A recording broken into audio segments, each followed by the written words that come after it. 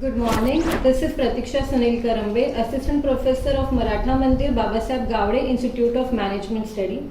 Today we are discussing the topic of accounting conventions. Now, accounting conventions are accepted principles, or you can say practices, that every accountant need to follow while preparing financial results. Now, why we are doing this, or why we are using accounting conventions? Because it gives you a clear understanding. It is consistent, it is simple, and it gives you clear understanding how to use accounting, or how to compare your financial results, and how to complete your accounting by using the conventions. So there are basically 4 accounting conventions. The first one is what? Convention of consistency, convention of full disclosure, convention of prudence or conservatism, and convention of materiality. Now we will discuss one by one how this each component or each convention play important role while preparing financial statement. The first one is what? Convention of consistency. Now, convention of consistency says once you choose one method of accounting, you have to stick it.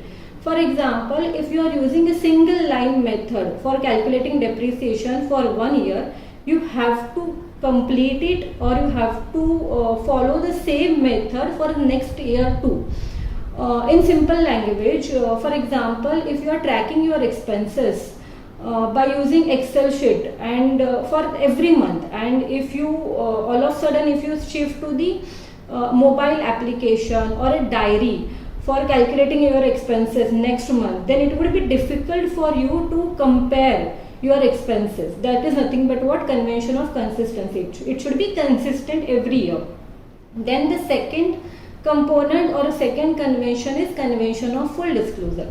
Now, what does it mean? Convention of full disclosure says you have to tell each and every important information that is important to understand the true financial position of the company. Means, for example, you are going for a loan, then you don't only shows your salary slip, but also you have to disclose that how much loans or how much existing EMIs you are paying. By calculating this, your banker tells you that you are eligible for this amount. Then the third principle or the third convention is convention of prudence or conservatism.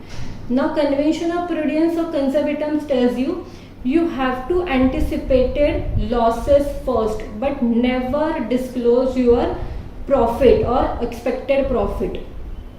Like, in other words, for example, if you are facing that you may lose something or you may lose money, then you have to record it immediately, even if it hasn't happened yet. But you are feeling that you may gain something or you may gain a profit, wait until it's confirmed.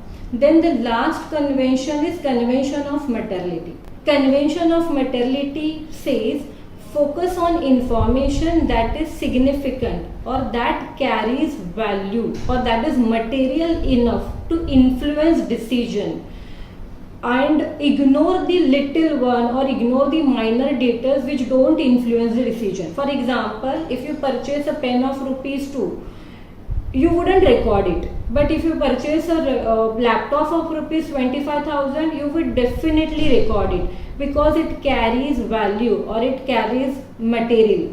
That is nothing but what? Convention of material. So these are 4 conventions, that is convention of consistency, convention of full disclosure, convention of materiality, and convention of prudence, which carries a huge value while calculating financial statements, because it gives us clear understanding how to calculate or how to frame your accounting. That's it from my side. Thank you so much. If you like the video, please share it, subscribe it, and like it. Thank you.